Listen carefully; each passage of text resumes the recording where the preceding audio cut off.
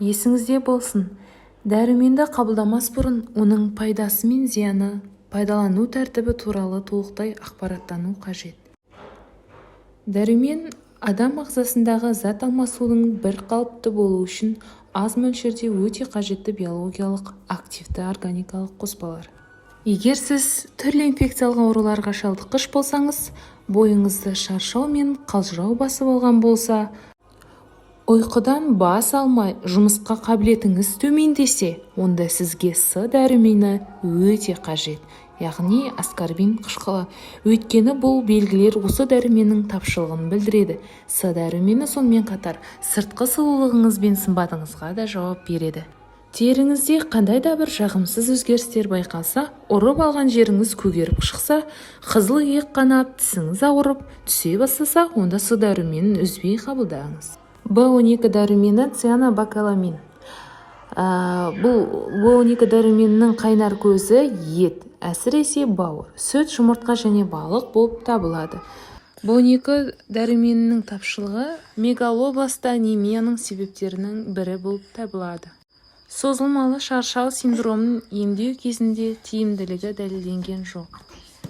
Стенокардия қатерсіз және қатерлі өскіндерде сақтықпен қолдану қажет. В2 дәрумені рибофлавин. В2 дәруменінің қайнар көзі сүт, ірімшік, жапырақты көкөністер, бауыр, бүйрек, бұршақ өсімдіктері, асбұршақ пен бадана, саңырауқұлақтар және бадам болып табылады. Рибофлавин жасуша зат алмасуын реттеуге көмектеседі және көбінесе көмірсу, амин қышқылы және майдың зат алмасу жүйелеріне қатысады. Рибофлавиннің тапшылығы жалпы басқа дәрумендердің тапшылығымен байланысты. Жеке тапшылық ретінде сирек байқалады. Рибофлавиннің тапшылығымен байланысты симптомдар бұл хейлоз, тілдік ауруы және майлы кесінді тәрізді тері бөртпелері тәрізді дерматологиялық көріністер. В1 дәрумені тиаминді нан, жарма мен макарон өнімдері, шошқа еті, жұмыртқа, асбұршақ, бадана және соя бұршағы тәрізді өнімдерден алуға болады. Тиаминнің тапшылығы негізгі тағам мөлшері күріштен тұратын елдерде байқалады. В1 дәрумені маскүнемдік кезінде жүйке жүйесі бұзылғанда қажет. Альцгеймер ауруын емдеуде тиаминді тағайындау қажеттігінің тиімділігі расталған жоқ. В6 дәрумені пиридоксин. Көптеген жағдайларға арналған зат ретінде тылсым дәрежеге ие.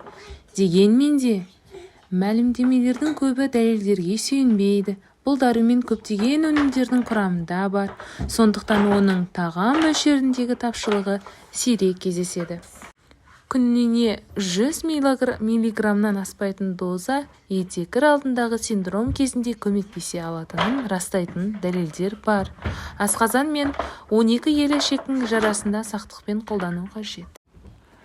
Кальциферол Д дәрумені. Бұл дәруменнің жеткіліксіздігі қимыл тірек жүйесінің, бұлшық еттің, тырнақтың және тістің саулығына кері әсер етеді. Сонымен қатар диабет пен гипертониялық аурулардың асқынуына себеп болады. Ал егер бұл дәрумен балаларға жетіспесе, онда терлегіш әрі әлсіз келеді. Оған қоса тісі мен сүлдесі нашар дамиды, тіпті рахит ауруының белгілері пайда бола бастайды. Егер тырнағыңыз сынып, тісіңіз жиі қанап ауыратын болса, еш ойланбай Д дәруменін қабылдаңыз. Және де құрамы осы дәруменнің қайнар көзі болып табылатын тағамдарды тұтыныңыз. А дәрумені ретинол. А дәрумені көру қабілетін жақсарту үшін пайдалы болып табылады және ретин қышқылына түрленген кезде теріге және сүйектің қатаюына қажет. А дәрумені сары немесе қызыл түсті жемістер мен көкөністерде, әсіресе сәбізде кездеседі. Каротин кездеседі. Ол майда ереді, сондай-ақ балық майында және бауырда кездеседі. Балаларда жүктілік кезінде ретинол дозасын көп қолданған аналарда даму кемістіктері болуы мүмкін. Дәрумендерді шамадан тыс немесе орынсыз қабылдау гипервитаминозға әкелуі мүмкін. Дәрумендерді орнымен қолдану қажет. Дәрігердің тағайындауын орындаңыз және дәрі-дәрмектерге арналған нұсқаулықтарды мұқият оқып шығыңыз. Сонда ғана сіз дәрі-дәрмектерді дұрыс қолданатын боласыз.